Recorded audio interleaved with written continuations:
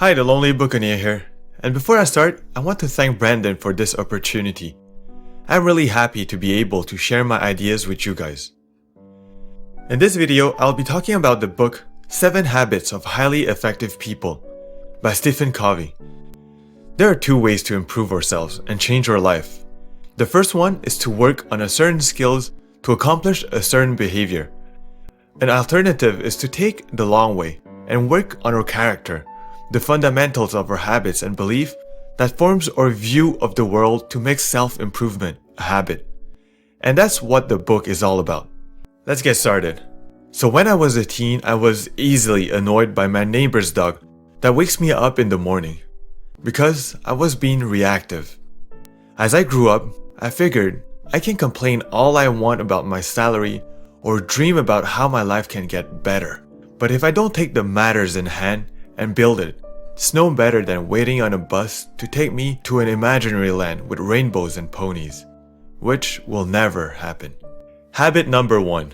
Be proactive and act like any successful people who lands dream positions or build great businesses by meeting people, knocking on doors, and making phone calls. They get what they want by taking initiatives, staying consistent, and live by their own principle. Now, imagine yourself going to a funeral of a loved one. You walk in the chapel, see flowers, hear soft ambient music. You feel and share the sorrow of your friends and family mourning. As you reach the end of the hall, you take a look inside the casket, and to your surprise, you come face to face with yourself. This is your funeral. So if you were to die 3 years, 7 years, or 10 years from now, what would you want people to remember you as? Habit number 2. Always begin with the end in mind. Try this exercise with me. State what you want to be remembered as if you were to die 10 years from now. Ask yourself, what do you want your friends and family to say about you? What do you want to accomplish before you die? And what do you want to leave behind you? To accomplish that, what you need to do is to get started right now. Habit number 3. Put the first things first. It's even sad to say this because a lot of people out there are so busy but gets nothing done and complain about not having enough time. Complaining is not going to stop time. And we all have the same amount. So we're left with one option, and it's managing ourselves according to time.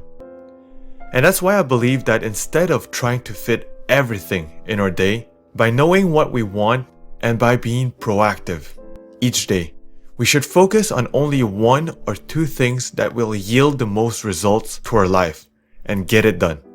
Then, after accomplishing those important tasks, if we have time left, we can try to fit other things. Habit number 4. Seek to understand, then to be understood. I have to admit, a few years ago, I've always thought that I was a good listener, but I was dead wrong. I was listening with the mindset to reply. Now I know that seeking to understand requires us not only to hear what the other person says, but also to put ourselves in their shoes, to try to fully understand them emotionally, intellectually, and see things the way the person sees it.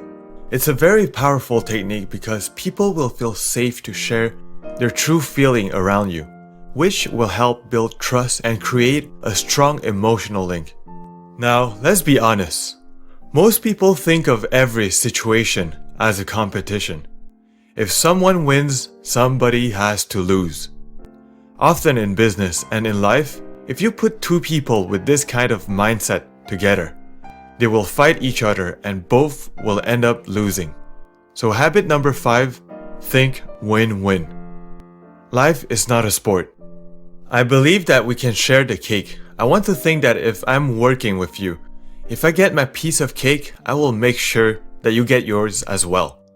It might be hard and might mean negotiating until we get the right solution, but it creates a relationship that both parties can benefit from.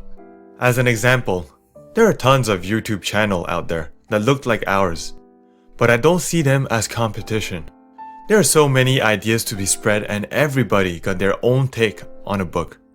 Habit number 6, synergize. Foremost, there's nothing preventing someone from following my channel and follow another one. And that's why I think collaboration is very useful to accomplish something greater than any individual can do alone. And for each idea that somebody shares, they all add their own personality and tone to it. Now, here's another story. Suppose that you walk down a path and you see a man feverishly sawing a tree. You tell him that he looks tired and you ask him how long he has been at it.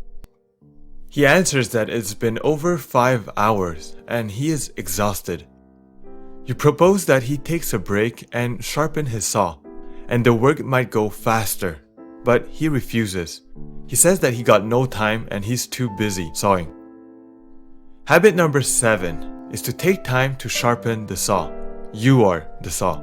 And by renewing yourself physically, mentally, socially, emotionally, and spiritually, you will forge the keystone habit that will make everything possible in the long run. Let's recap.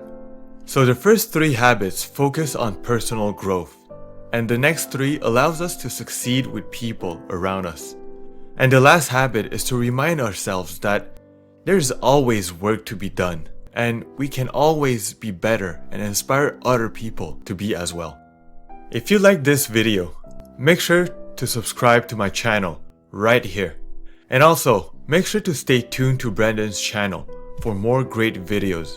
And I hope I brought you one step closer to a brighter self.